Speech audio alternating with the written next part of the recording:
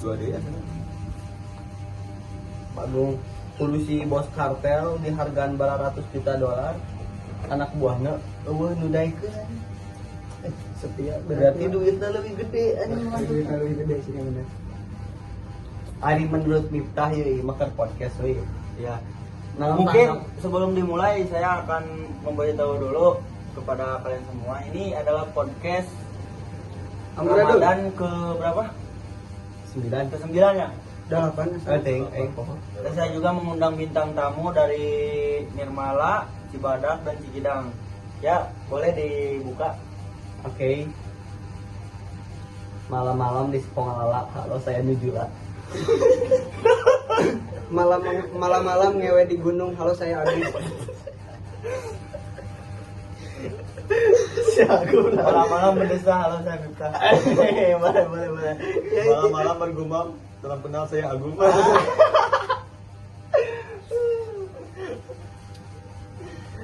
Oke, pembahasan kali ini kartel. Kartel. Tadi mancing Tuhan Yesus udah kita. Ya, sekarang kartel. Sekarang kartel. Lebih baik kartel atau pemerintah begitu? Pemerintah Indo. Oh. Prabowo. Mungkin kita bahas dari sejarah. Kira-kira apa nih kira-kira kita bahas? Ada nggak ya kemiripan sejarah di Indonesia sama kayak kartel di Meksiko? 98 PKI. Apa sih? Biar goblok. orang-orang aja deh, bahas orang. Soekarno. Revolusi. Ayo cek marane ya. Seandainya pas Bentar itu ada yang donat dulu. Itu Ade. berapa? Thank you, 100.000. selamat datang. Thank you. Jangan lupa di follow itu. Oke, Paus saya bakal sekret. Coba itu bacain komenannya, Mep. Nah, Neta, Bang, gimana pendapat perihal kartel di Meksiko? Oh. Gimana, Bang? Hari cek saya mah ya udah. Ini tak apal loba sih terkait dengan kartel Meksiko mah. Tapi nggak perlu dicari tahu juga, kita udah tahu semua kalau misalnya kartel di Meksiko itu emang sebesar itu gitu di dunia. Lagi itu bahkan jaringan bawah tanahnya udah gila banget.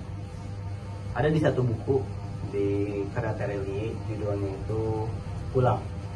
Itu ngejelasin tentang cara kerjanya shadow economy. Jadi di satu negara itu ada shadow economy-nya. Yang mana pemimpin-pemimpin di dunia ini mereka itu saling berkaitan di shadow economy ini. Bukan hanya di Indonesia tapi ada di Meksiko, di Myanmar, di Thailand, dan negara-negara judi lainnya. Shadow economy di situ dijelasin bahwasannya pemutaran uang di mana tidak terlalu di-up ke publik. Bahkan ketika ada kekacauan di shadow economy karena peperangan antar keluarga, perlu diketahui kalau shadow economy ini mereka bermain di keluarga ya. Misalnya ada keluarga Nirmala, yaitu klan Nirmala gitu. Itu bentar ada yang donate sama komen tuh. Itu kayak cerita Megawati. Enggak dong. Bukan. Kok cerita Megawati sih? Bukan. Besok kan apa? Tapi mungkin nggak kita sekarang di grup ini berempat. Jadi kita buat nanti di masa depan kita kayak bos kartel di Meksiko itu loh. Kalau harapan saya iya, semoga. Tapi saya dimulai dari saya buat pabrik ayam. Nah kalian ini karyawan-karyawannya gitu. Miftah ngaku tai ayamnya, Agung ngaku ayamnya buat diimpor. Nah kalau Nujul ngewe ayamnya supaya banyak. Enggak. Bisa gak kalau kayak gitu? Sebenarnya itu bisa terjadi ya kalau misalkan ekonomi dari pemerintahnya itu jelek.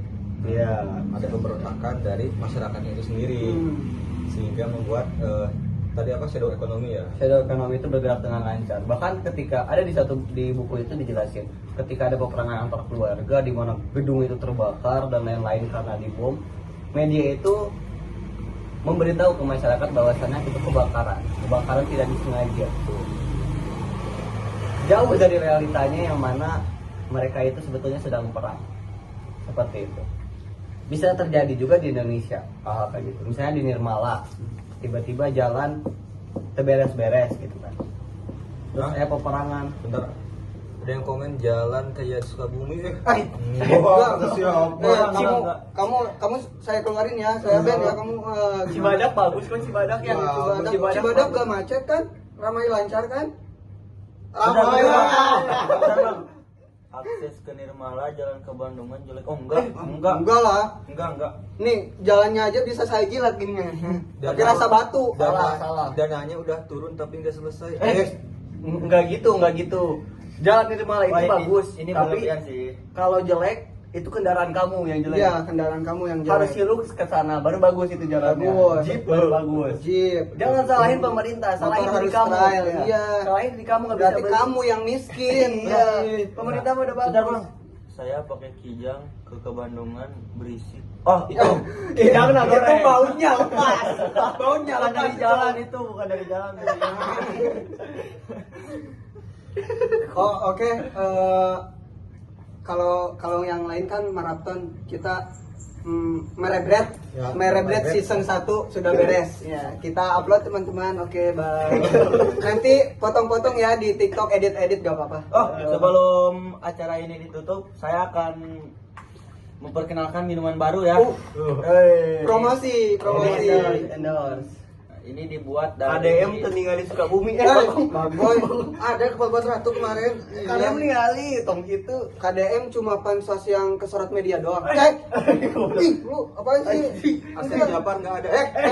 Asal jawaban. Anjing. KDM ke Sukabumi naik helikopter. Jokowi pernah ke Cibadak loh. Jangan salah pakai heli. Jangan salah. Gibran juga pernah loh. Apa? Aib Jaki ngonten mulu. Anjing bangsa. Gak tahu ah. Kenapa? Enggak. Gua gak ikutan ya. Nih, meluruskan. F Jaki, KDM kenapa ngonten mulu? Karena anak-anak sekarang itu pada lihatnya di konten, bukan ngonten mulu. Bang, Emang- jangan mentang-mentang sering ngegip nih, komenannya jelek gitu nih. Iya, Oh, nggak dimaafin lah. Maafin lo kamu. Iya, kalau kita ditangkap kan, emang polisi sekarang udah ngebunuh. Bentar, akun ini. Bunuh. Saya sekarang lebih takut helm dibanding pistol. Iya. Minimal yang digebok anak ayam itu ya, bukan anak manusia. Maksud Kang Nujul takut nggak pakai helm. Takut bahaya. kecelakaan kan gara-gara jalan bolong. Si Peri parah tuh momennya si Peri. Ferry Pranky lu, gua keluarin lu.